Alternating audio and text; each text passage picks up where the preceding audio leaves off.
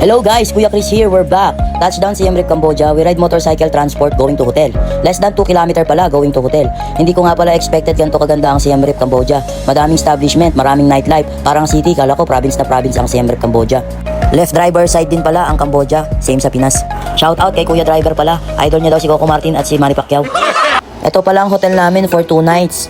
Bed, TV, AC, toilet and bath, hot and cold shower, may private pool. Everyday nga pala nililinis ang pool nila dito.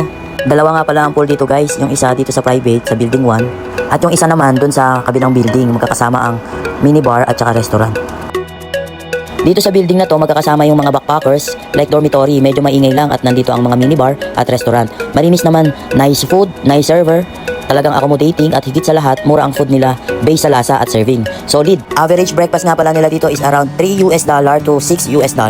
Bale, dalawang currency nga pala ang ginagamit dito, pero ang madalas na ginagamit nila dito ay US dollar. Yung Cambodian riel, tsaka na lang nila ginagamit kapag may mga barya-baryang sukli. Name nga pala ng hotel is Oniders. Ang pagkabasa ko nga ay Wonders. Oniders pala. Bago nga pala pumunta ng temple, eto muna, kakain muna kami ng breakfast.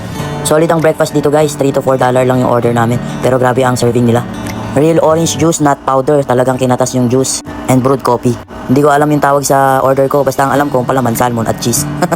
Ayan, kain muna kami guys. Kunyari sweet kami. Yan, subuan nga pala. Sinubuan niya ako. Hindi ko rin naman expect na gusto niya na palang subuan ko din siya. Nagkakantay siya. Akala niya yung isasubo ko sa kanya. Ayan guys, kung makikita mo, ang tagal ko nga maghiwa ulit. Inaantay niya pala subuan ko siya. Ayan na, nagsasabi na siya na subuan ko daw siya. Para kunyari daw, sweet kami. Alam mo naman, hindi nag-aaway.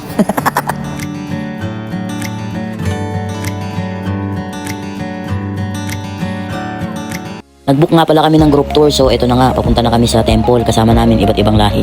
Nasa 5,000 plus nga pala ang temple dito, hindi mo siya malilibot ng isang araw lang. Merong 1-day tour, merong 3-day tour, merong 1-week tour. Grabe, napakalaki pala nito. Kuya Kim na naman ang peg, Angkor nga pala ang pupuntahan namin, napakarami pala nito. Angkor is UNESCO World Heritage. It is one of the most important archaeological sites in Southeast Asia, stretching over some 400 square kilometer, including forested area. Angkor Archaeological Park contains the magnificent remains of the different capitals of the Khmer Empire. At talaga namang napaka-historical ng mga temple na to. Mula 9th century hanggang 15th century na pala itong mga to. Ang UNESCO nag-set up ng wide-ranging program to safeguard the symbolic site and surroundings. Kasi naglalaglaga na yung mga iba. Talaga namang kailangan nilang ma-preserve. Grabe, sobrang dami nito, hindi mo siya malilibot ng isang araw lang. Ang una nga pala naming pinuntahan ay ang Angkor Wat, Angkor Thom, at Dabayon Temple. Nakaka-amaze, grabe. Countless sculptural decorations. Bawat nakaukit dito ay may kanya-kanyang history, may kanya-kanyang kwento. Angkor Wat nga pala guys, ang unang destination. Angkor Wat is a Hindu-Buddhist temple originally constructed last 1150 CE as a Hindu temple for deity Vishnu that was gradually transformed into a Buddhist temple towards the end of the century. Vishnu is the supreme being in Hinduism. So they use this temple to pray the Vishnu. Yeah. The Angkor Wat is a major tourist attraction and attracts more than 2.5 million visitors every year. The legacy of Angkor Wat, built in early 12th century, served as a monument to a powerful King Suraya Varman II. After 16th century, they abandoned. Remove the city, they don't use it.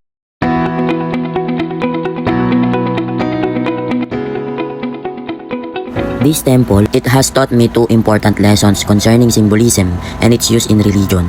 The first lesson is that such symbolism can be understood on different levels and in different ways at different times by the same person.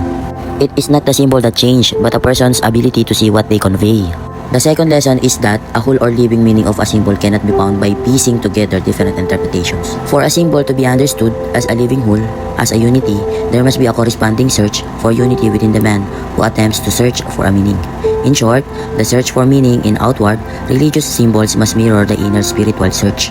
For such symbols to be real and not merely intellectual fantasies, they must have relevance to life and its meaning, and they must be studied as an organic whole.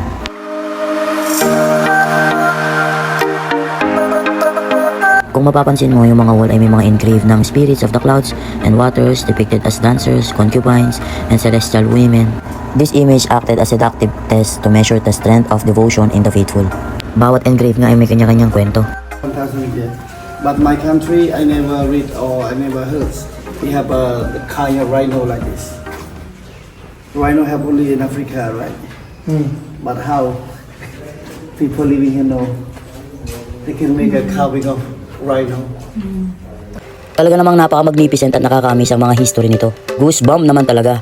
Nga pala guys, 5,970 ang binayaran nga pala namin for 2 packs para sa tour guide at 1 day pass.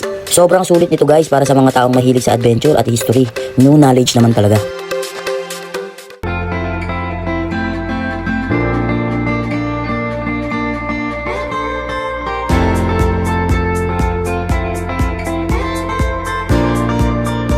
Dito muna magtatapos ang unang temple tour natin. Napakahaba kasi kung pagsasama-samahin ko pa.